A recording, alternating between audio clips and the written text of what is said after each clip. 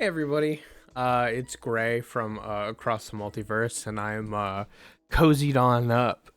Got my blanket on, keeping me warm. Got some tea to sip, and I'm coming at you to talk about another one of our um, character or character and player guides, I guess. Advice. I'm not sure. Call it whatever you want. But this one is going to be focusing. It's kind of a twofer. It'll be focusing around what I call a turning moment for a character, and then specific character building moments. And they usually tend to coincide with one another. So let's start with the first one, and let's go to the weird one second. So character building moments are usually moments within the game that cause like character development. Usually they're tied to the personal goals of your character. Not always, but sometimes. And then other times they can be brought upon by running into specific specific obstacles that might come up for your character, or anything of the sort that might play or pull at any backstory or character motivations. So, for example, let's use another but different character of mine, a character that is very near and dear to my heart and that I love. This guy here, known as Seer Gelcrest. He is a Air Genasi wizard who is currently, as of whenever I play him, trying to develop his own school of magic, being spatiomancy or translocation, more or less teleporting magic. And for those who are watching this who are familiar with D&D and how the spell system is kind of laid out, you might go, hey, Gray, didn't know if you know this, but Conjuration also handles translocation magic or teleport magic, and I would say, yeah, it does. One feature in the whole subclass handles that. That's it. So he is actively trying to make his own what are they called for wizards?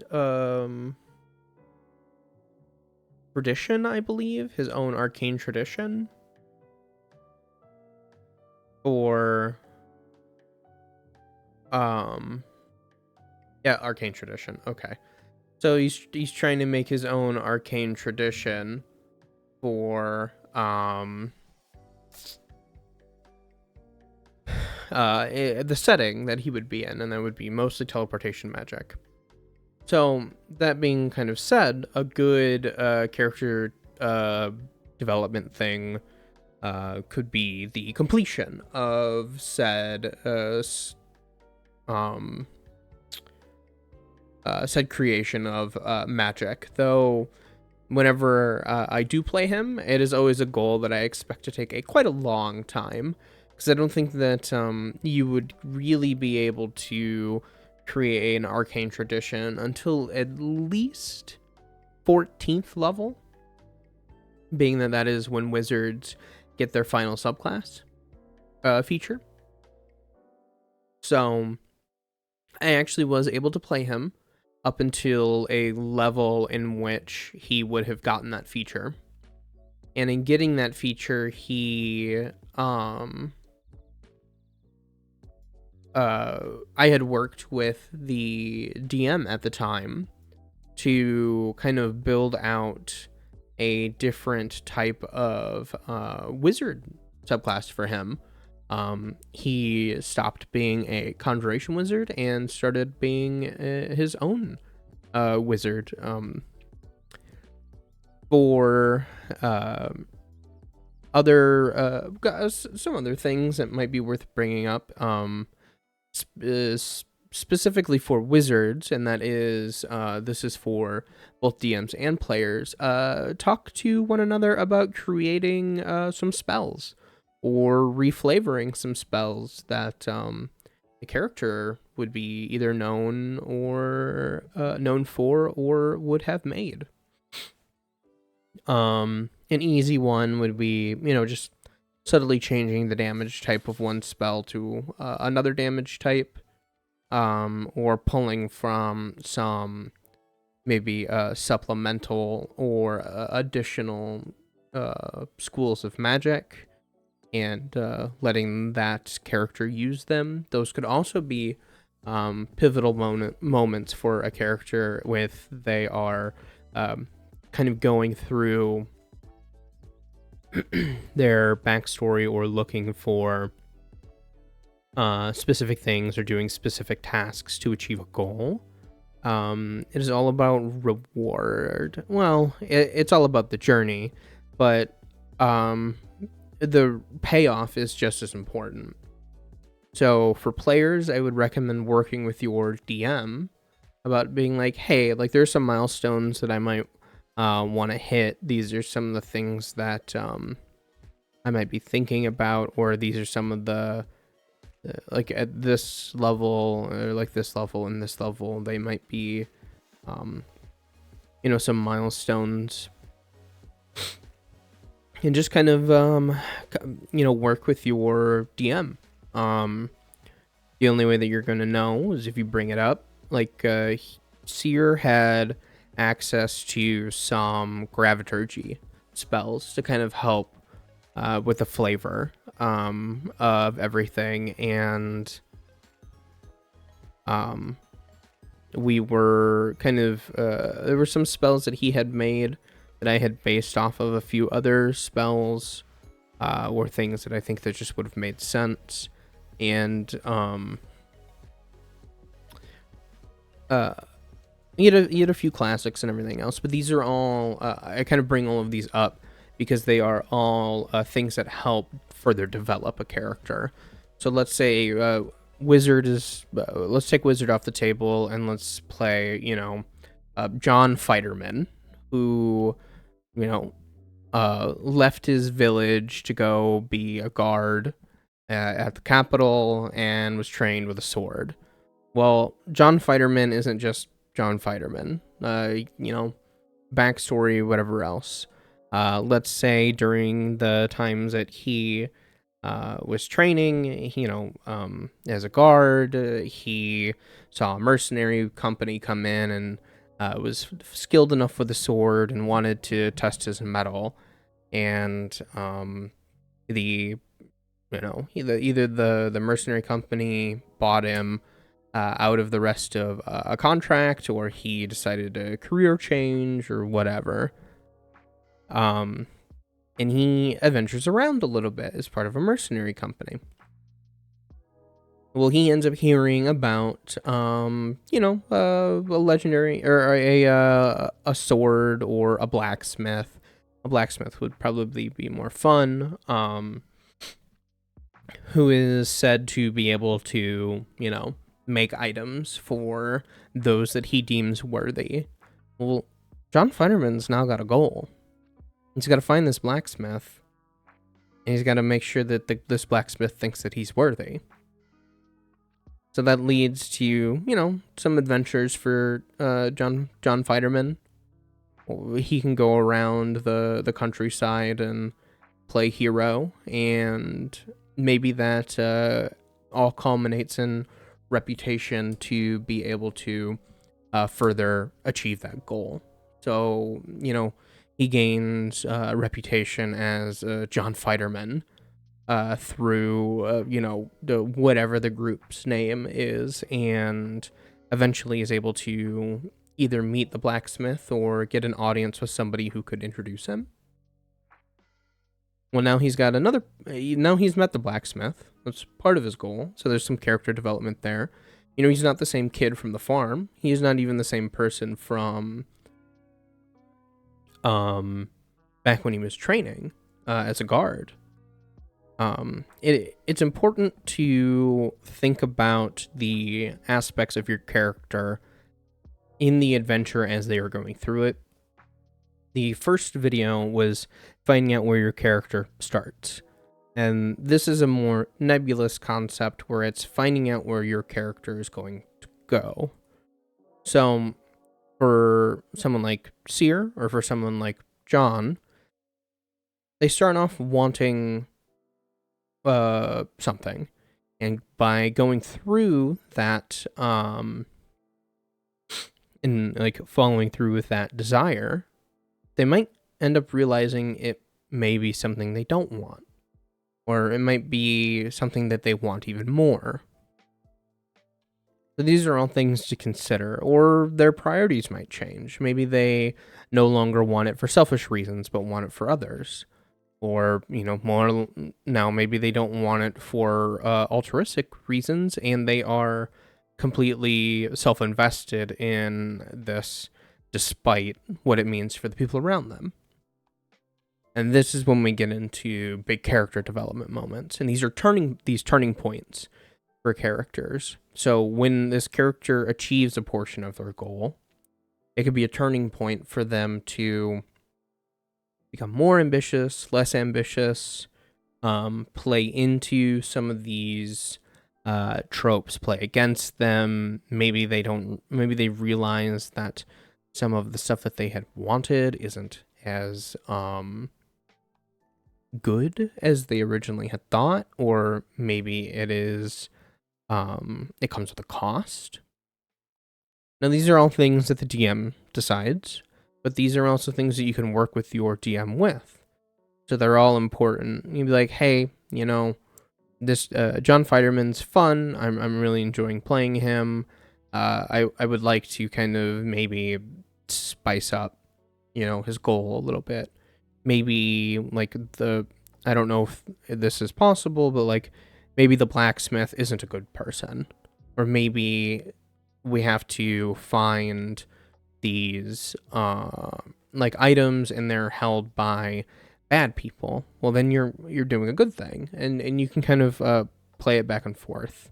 So for John's, for John's purposes, let's say that he needs to go get, some type of rare material from a very dangerous location, but that dangerous location, is dangerous for multiple reasons. Maybe the environment's hostile. Maybe it's a warring kingdom. Maybe it's held by a noble or anything else. And this leads to more adventures, pushing through personal goals. And it can be very big character moments if you keep in mind that when you are actively doing the things for your character, that you are also the person who is leading the charge on the game at the moment. And it's just sharing the spotlight. It's collaborative storytelling. You get there through everybody buying in, right? And hopefully everybody has bought in. Hopefully everybody's friendly around the table, and this doesn't end up, rubbing anybody the wrong way. And hopefully it also, with the party members seeing maybe John Fiderman is getting a lot of the spotlight, and he has the the backstory that has the most to pull off of. And the DM that you are all playing with really likes to incorporate those things. Well, it would hopefully encourage everybody else to take a second look at their backstory and go from there. Like refine some things, expand on some things, give a little bit more context, give some NPCs, kind of tying back to that first video. and kind of going from there. So it's all very, one thing very much leads into another. It's a kind of a snowballing effect. Once you know where you've come from, you can kind of see in the direction that you might go. So that doesn't mean that you're safe from things going off the rails.